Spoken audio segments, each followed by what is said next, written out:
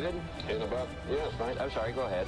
Well, I was just going to say a rather obvious thing, that in about 4 minutes they will resume the count at 3 minutes, count down 3 minutes, and then the rocket will take off. That's all. I don't really have anything to say. It was kind of interesting, I thought. It was kind of interesting, I thought, that after that time when they had difficulty getting that last load of information into the spacecraft computer and Scrubb did not go that day, they decided later that they could have gone without that having gotten in because information was in there already. It was only about 12 minutes old. Well, why didn't they know then that they could have gone ahead? It's just a simple human reaction. When they have to make a decision that fast with that little time and with that much riding on it, they decided the safest thing to do would be to scrub. Later they decided, well, they could have gone ahead with it, but it's a perfectly human reaction. That's all I want to say. Well, I guess nobody would want to make a decision like that if he were not absolutely certain, and then if something went wrong, I know I surely wouldn't. 2 days later, everybody would be pointing his finger at him and saying it was your blunder. T-minus 2 minutes and 22 seconds and counting. Both the launch vehicle with the primary guidance system and the spacecraft computer with the secondary or backup system both have received the proper update information shortly after we resume the countdown. All systems are still looking good at this time as we come up on the 2-minute mark. Let's go, verify.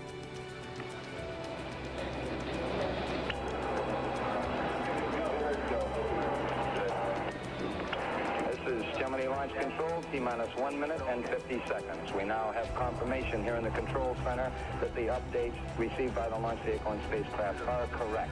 We are in a go condition at this point in the countdown. During the final moments of the count, the vehicle will go on internal power on its 2 batteries in the launch vehicle at 1 minute and 30 seconds. Right at this point, T-minus 90 seconds and counting. Some 10 seconds from now, the engines will be gimbaled once again as a final check. The launch vehicle test conductor will alert the astronauts that this event will take place because they can actually feel it in the spacecraft itself. Now 1 minute and 11 seconds and counting. Most of the work in the blockhouse at this point is all monitoring the various consoles. We're in a completely automatic sequence. Now T-minus 60 seconds and counting.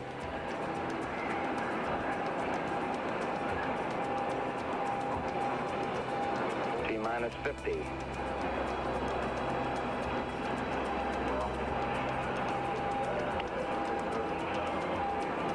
T-minus 40 seconds and counting. During these final moments of the count, the pre-valves in the launch vehicle will open to permit the fuel and the oxidizer to come down towards the chamber of the vehicle. 30 seconds and counting.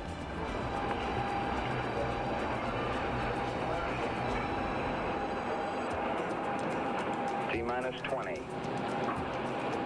Quick check in the blockhouse. All systems looking good. T-minus 15. T-minus 10, 9, 8, 7, 6, 5, 4, 3, 2, 1, 0. Ignition. Ignition as we go, liftoff.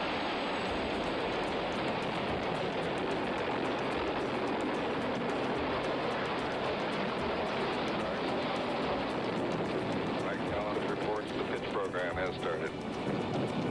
Front looks good. T plus 20 seconds. Roll program complete. And the pitch program has started.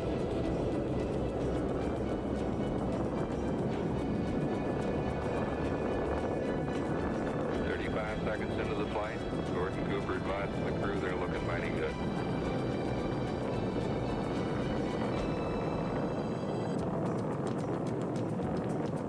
We have the proper roll and pitch programs in and both guidance systems are go. Cabin ceiling at 5.7 pounds. Mark 1 minute.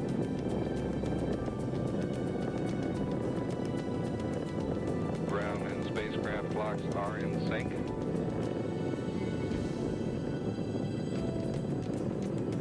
One minute, 15 seconds.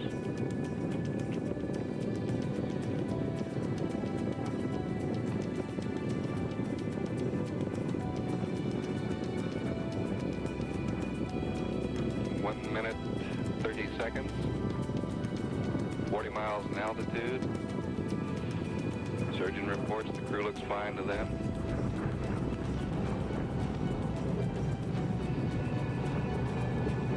One minute, 45 seconds.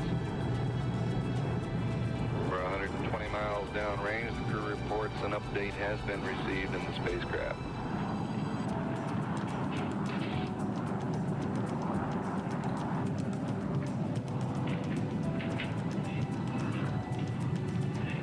Minutes, 4 seconds. And the crew has been given a go for staging. And 10 is go for staging, Young reports. 2 minutes, 20 seconds.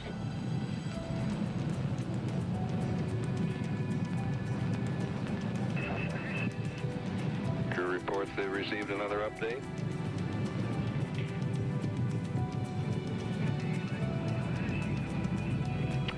We've got first stage cut off. Flight dynamics confirms staging. And second stage thrust looks good.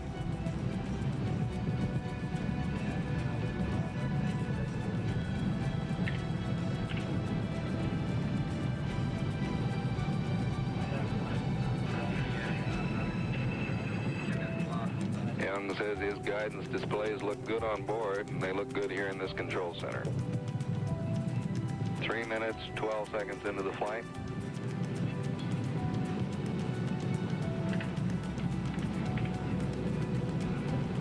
We're 120 miles downrange, approximately 60 miles altitude. 3 minutes, 30 seconds.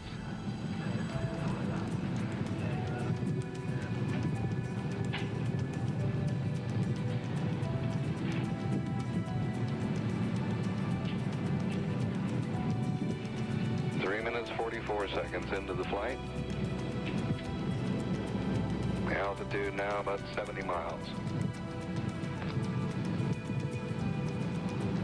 Guidance says both guidance systems are exactly what they ought to be. Mark 4 minutes. Final status check being taken now by the flight director, Glenn Lunny. He gets a go from every station and tells Gordon Cooper to give 10 a go. And Young reports he is also go. 4 minutes, 24 seconds into the flight.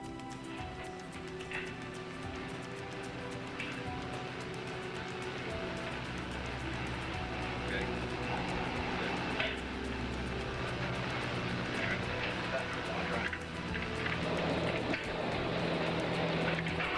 4 minutes, 44 seconds into the flight. The velocity reading 17,000 feet per second. Altitude a little more than 80 miles. We're about 320 miles downrange.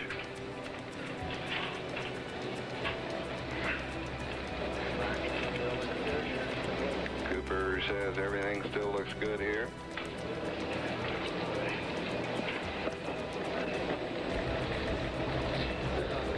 The next thing is for the second stage to cut off and 5 minutes, 16 seconds into the flight, and we've achieved 80% of the desired velocity.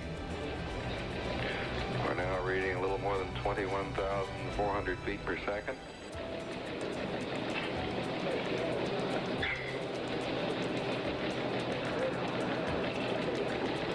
Cooper checks with Young to be sure they received that 0.8 mark, and Young says we got it.